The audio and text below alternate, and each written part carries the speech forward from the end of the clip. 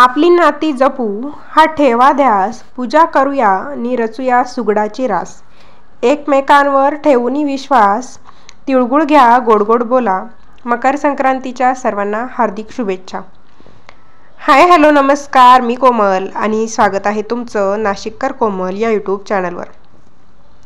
आता नवीन वर्षाची सुरुवात झाली की लवकरच आपले सर्वांचे वेध लागणार आहेत, ते म्हणजेच नवीन वर्षातील पहिल्या सणाकडे. तर नवीन वर्षातील पहिला सण म्हणजेच मकर संक्रांती. तर यावर्षीची म्हणजेच 2024 मधील मकर संक्रांती केव्हा आहे, त्याचबरोबर संक्रांत कशावर आहे, संक्रांतीची सुगडपूजा कशी करायची, काय दानधर्म करायचे, अशी सर्व माहिती आपण एक एक करून बघणार आहोत. त्यापूर्वी तुम्ही आपल्या चॅनलला नवीन असाल तर चॅनलला लाईक, शेअर, सबस्क्राईब करायला विसरू नका. चला तर मग आजच्या व्हिडिओला सुरुवात करूया. चला तर मग आता मी तुम्हाला संक्रांत सांगते. श्री गणेशाय नमः. संक्रांतीच्या तारखांमध्ये थोडेफार बदल आता होत आहेत, हे आपल्याला दिसून येत आहेत. मागच्या वर्षी देखील संक्रांत 15 जानेवारीला होती आणि यावर्षी देखील संक्रांत 15 जानेवारीला आहे. संक्रांत म्हटले की आपल्याला आठवतो तो म्हणजे 14 जानेवारी, पण थोडेफार बदल होत आहेत. काही वर्षांपूर्वी संक्रांत 13 जानेवारीला देखील आलेली होती, तर या वर्षीची संक्रांत ही 15 जानेवारी 2024ला आपण साजरी करणार आहोत. पंचांगानुसार या दिवशी सूर्यदेव धनु राशीतून बाहेर पडून पहाटे 2:54 मकर राशीत प्रवेश करतील. मकर संक्रांतीची विशेष गोष्ट म्हणजे सूर्याचं उत्तरायण आणि दक्षिणायन या ज्या काही क्रिया आहेत तर त्या 6 महिन्यांनी बदलत असतात. मकर संक्रांतीला सूर्याचे उत्तरायण सुरू होते.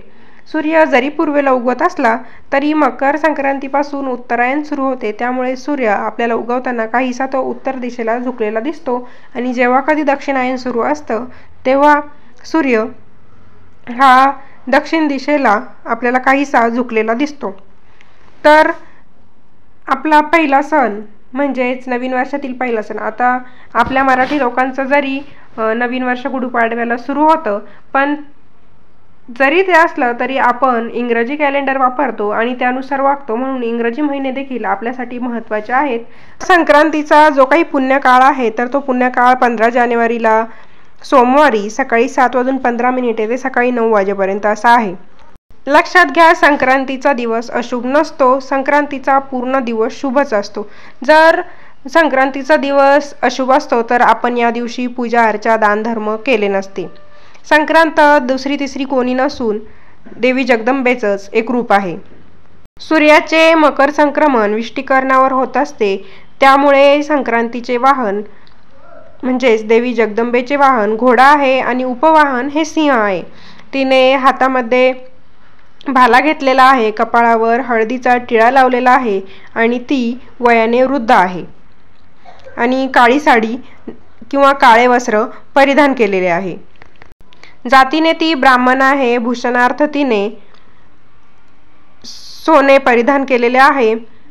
यंदा मकर संक्रांतीचे वार नाव घोरा आहे आणि नक्षत्र नाव मोहदरी आहेत. उत्तरेकडून दक्षिणेकडे ती जात आहे.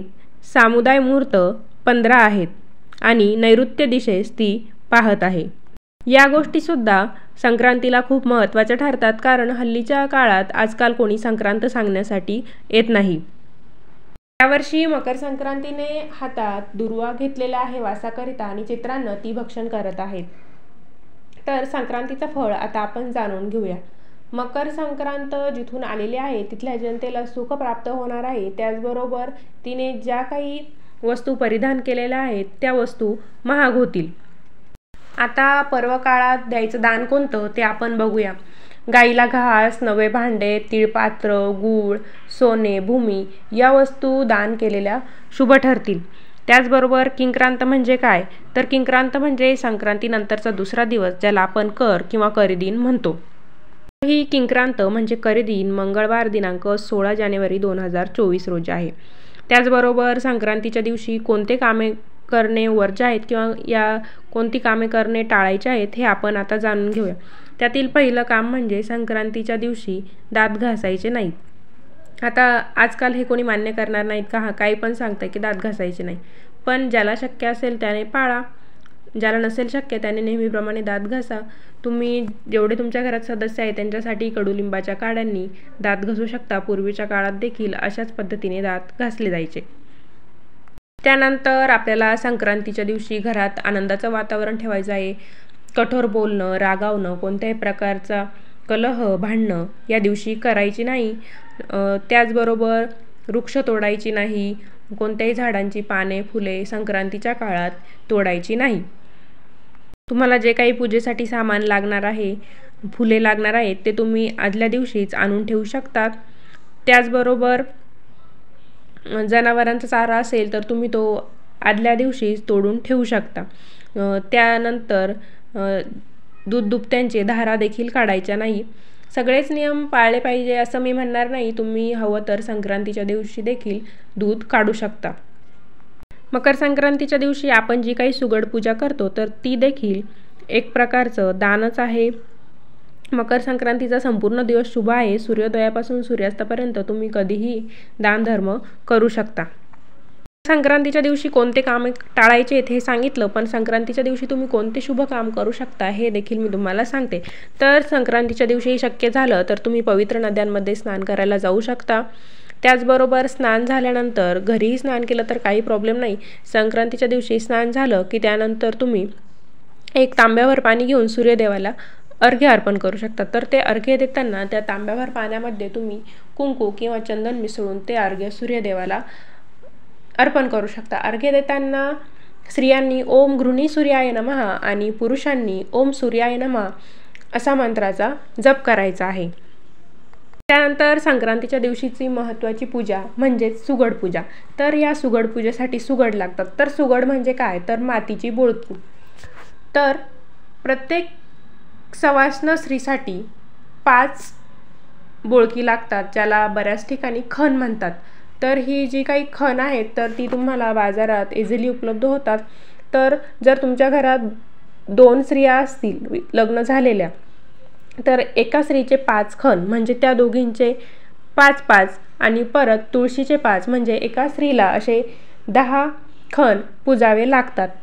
तर बऱ्याच जणी काय करतात, बऱ्याच भागांमध्ये असं केलं जातं की जे काही स्त्री आहे तिच्यासाठी 5 बोळकी आणि तुळशी मातेसाठी धान्याची म्हणजे गव्हाची, तांदळाची अशी धान्याच्या 5 राशी मांडल्या जाऊन त्याच्यामध्येच ओसा अर्पण केला जातो.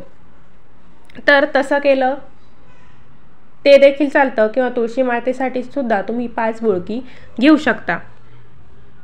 बऱ्याच ठिकाणी वेगवेगळ्या रंगांचे देखील सुगड उपलब्ध होतात. काही ठिकाणी विटकरी रंगाचे सुगड असतात, काही ठिकाणी काळ्या रंगाचे देखील सुगड असतात. काळ्या रंगाला अशुभ असं काही नाही. संक्रांतीला काळ्या रंगाला विशेष महत्त्व आहे. त्यामुळे संक्रांतीच्या काळात बऱ्याच ठिकाणी काळ्या रंगाचे सुगड उपलब्ध होतात. तर त्याची देखील तुम्ही खण म्हणून पूजा करू शकतात. काळा रंग तसं बघायला गेलं तर इतर वेळेस देखील अशुभ नाही, कारण आपण नवरात्रीमध्ये जो घट बसवतो तो देखील बऱ्याचदा काळ्याच रंगाचा असतो. जर तुम्हाला तुम्ही दुसरीकडे राहत असाल, परदेशात राहत असाल तर तिथे तुम्हाला सुगड उपलब्ध झाले नाही तर तुम्ही मातीचा एक घट किंवा घरात तांब्या असतो तर त्या कलशात तुमचा ओसा अर्पण करू शकतात आणि त्यासमोर एकच तुळशी मातेची नावाने धान्याची रास तुम्ही मांडून तुमची संक्रांतीची पूजा करू शकता. संक्रांतीच्या दिवसात थंडीचं प्रमाण जास्त असतं, त्यामुळे संक्रांतीच्या काळात काळे वस्त्र परिधान केलं जातं. हेच बघा, जर आपण उन्हाळ्याच्या दिवसात जर काळा कपडा घातला तर आपल्याला पटकन ऊन लागायला सुरुवात होते. त्यामुळेच थंडीच्या दिवसात काळा कपडा आपला थंडीपासून संरक्षण करतो. म्हणून संक्रांतीच्या दिवसाला काळ्या रंगाचं विशेष असं महत्त्व आहे. काळ्या रंगाला अशुभ असं समजू नका. काही विशेष पूजा अर्चनला लाल रंग किंवा हिरव्या रंगाला महत्त्व असतं, त्यावेळेस तुम्ही भलेही काळा रंग घालू नका. पण माझा सांगण्याचा उद्देश हाच आहे की काळ्या रंगाला अशुभ समजू नका. आता नवरात्रीमध्ये किंवा संक्रांतीमध्ये अशा अफवा पसरली जात आहे की या रंगाच्या बांगड्या घालू नका, अशुभ आहे. या रंगाच्या साड्या घालू नका, कपडे घालू नका, हे रंग अशुभ आहेत. तर असं काही नाही. एक वेळ नवरात्रीमध्ये ठीक आहे की नवरात्रीच्या 9 दिवस वेगवेगळे रंग असतात देवीचे, त्यानुसार आपण वस्त्रे कपडे परिधान करत असतो. पण संक्रांतीच्या दिवशी असं काही नसतं. वर्षातून एकदाच येते संक्रांत, त्यामुळे ती उत्साहाने आनंदाने साजरी करायची असते. त्यानंतर आता सुगड पूजेसाठी त्या ओसा स्वरूपात आपल्याला त्या सुगडांमध्ये काय काय भरायचं आहे याची मी तुम्हाला माहिती देते.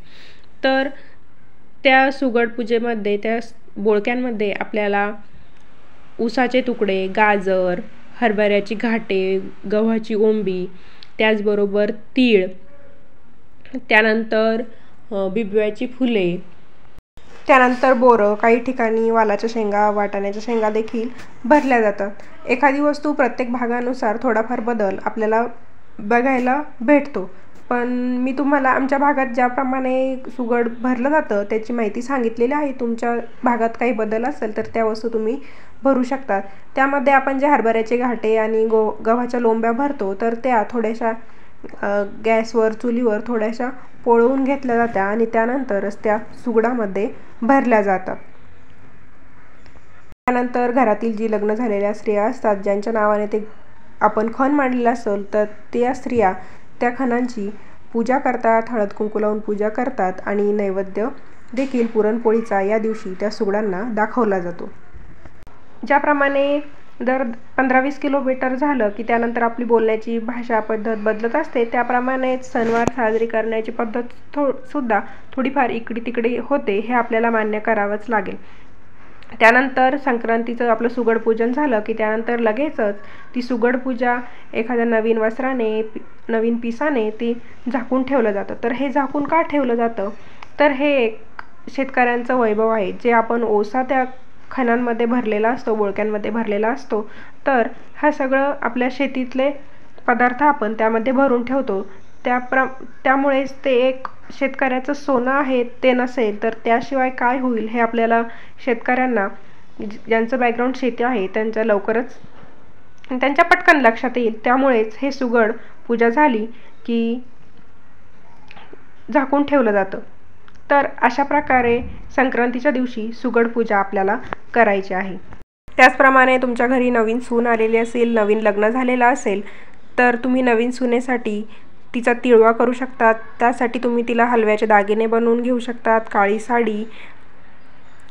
काही ठिकाणी लग्न झाले की पहिली 5 वर्ष संक्रांत माहेरी करण्याची प्रथा आहे. तर तसं असेल तर तसं देखील माहेरी जाऊन मुलीसाठी तिचा तिळवा करू शकता. त्यानंतर तुमच्या लग्नाला जास्त वर्ष झालेलं असतील तर असं काही नाही, तुम्ही सुद्धा काळ्या रंगाची साडी संक्रांतीला घेणं शुभ मानलं जातं. तर अशा प्रकारे हा संक्रांतीचा गोडवा आणणारा सण अशा पद्धतीने साजरा करायचा आहे. संक्रांतीच्या दिवशी महत्त्वाचं म्हणजे तीळ दान करण्याला अतिशय महत्त्व आहे. तर तीळ म्हणजे जे बियांच्या स्वरूपात जे तीळ भेटतात ते तीळ दान करण्याला या संक्रांतीच्या दिवशी महत्त्व आहे. तर अशा पद्धतीने यावर्षीची संक्रांत कधी आहे, कशावर आहे, काय गोष्टी करायच्या नाहीत, काय दान करायचं आहे याबद्दलची सविस्तर माहिती आपण आजच्या व्हिडिओमध्ये बघितलेली आहे. तर व्हिडिओ कसा वाटला कमेंटद्वारे नक्कीच कळवा. सर्वांना पुन्हा एकदा ॲडव्हान्समध्ये मकर संक्रांतीच्या हार्दिक शुभेच्छा. पुन्हा भेटूया अशाच एका नवीन माहितीपूर्ण व्हिडिओसोबत. धन्यवाद.